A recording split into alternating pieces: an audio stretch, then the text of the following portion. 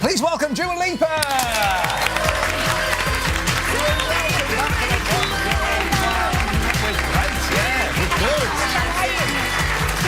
Well, there we are. Pacino, Dua Lipa. Very lovely to meet you, Dua. Oh, Dua, well, Yes. huge congratulations with the success of Physical. Thank you so much. Thank you. I'm a little bit overwhelmed with the response. Are you? Yeah, I It's a mean, great song. thank you so much. But it's so relentless, and I feel it's so in your face that I didn't really know how people would react to it. But I feel so lucky, and it's Yeah. Well, it's future nostalgia is exactly what it Which is. is a brilliant title, isn't it, Al? Isn't that a great title? Future Nostalgia.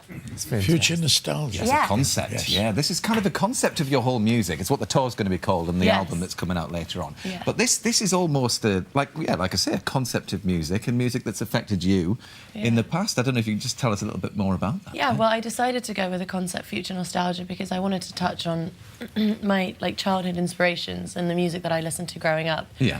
And For example?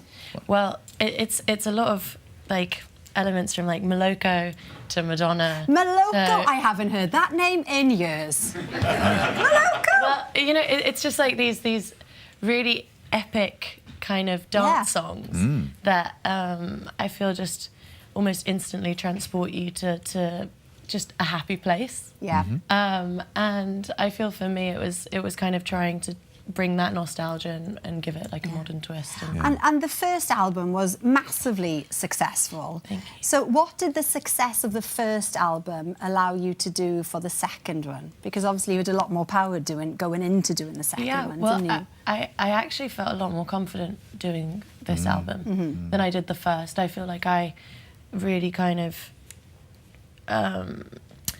I really found my feet in the studio. I kind of went in and dictated every studio session that I went into. I wasn't afraid of being vulnerable and open about my own thoughts and what I wanted to say and what I wanted to write about, which took me a little while to get to while writing the first record. Of course. On this album, I went in a lot more confident. Yeah, and also knowing what I want. Yeah, and you're doing your best to kind of push the music industry in a direction that you see, it should be going in. Thank you. I wanted to make music that I felt I wasn't hearing on the radio.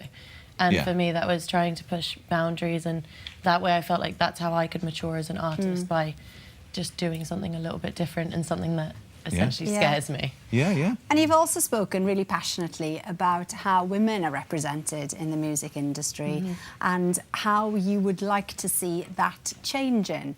Because, I mean, some of the stats you spoke about in 2019, something like 47 male producers to 1 female. I mean, that's unbelievable. In 2020, that's still the situation. Yeah, exactly. And I think it's kind of talking about music and the importance of it in schools to begin with, and encouraging girls to take on what are more masculine instruments, or taking their hand at a bit of production or something, because I feel like that will almost kind of break the gender norms a little bit, and will encourage young girls to actually want to try out new things, and then we will end up having a lot more female producers also, and engineers, more so in the studio, and I think that's very important. Yeah. You're a great role model anyway, with your passion in the way that you want to do this. I know, Al, we were talking earlier on about training and how important that is. And when you look at your life story and where you've been, born in Britain and over to Kosovo, and then you wanted to come back to train here, didn't you? So you returned on your own. How old were you? I was 15. 15, right? Yeah, but it was when I went and lived in Kosovo from the age of 11 to 15, it was kind of that realization that I couldn't do what I wanted to do on a global scale, and I didn't feel like I could be heard. And it's kind of that unfortunate thing that my parents came to the UK as refugees that then gave me the opportunity to be able to come back to London and be able to, go to school here and work here and live here.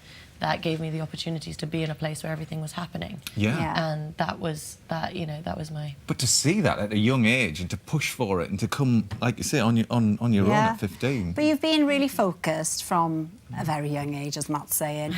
You're going to hate this bit, but it's really lovely.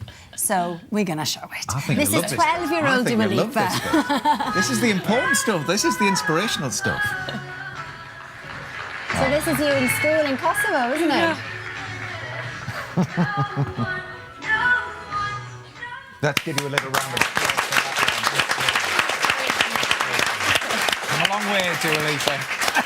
A long way. I was actually... It's funny that you played that because I went to the Grammy Awards last month and I went up on stage with Alicia Keys to present the Best New Artist Award, and I had to tell her, I was like, just so you know, when I was 12 and I was in school in Kosovo, I covered your song all the time, and I just love you, and it's really exciting for me to get to meet people that have inspired me so much during my career. Well, this is the thing, because Al's got a Tony, an Oscar, and an Emmy, haven't you? But yet to get a Grammy, so maybe now, look. Oh, wow. Like, see, finally. You could just, like, finally, seize opportunity at the There we are. You know what? I have 2 of them, so you can have 1. Ideal. Brilliant. We like to create relationships here on The One Show. We'll let you chat on as we move on a little bit, because the new single, Physical, which we heard right at the start, is out now, and Dua's Future Nostalgia UK tour starts in London in May, isn't it? It's May. Yes. Yeah.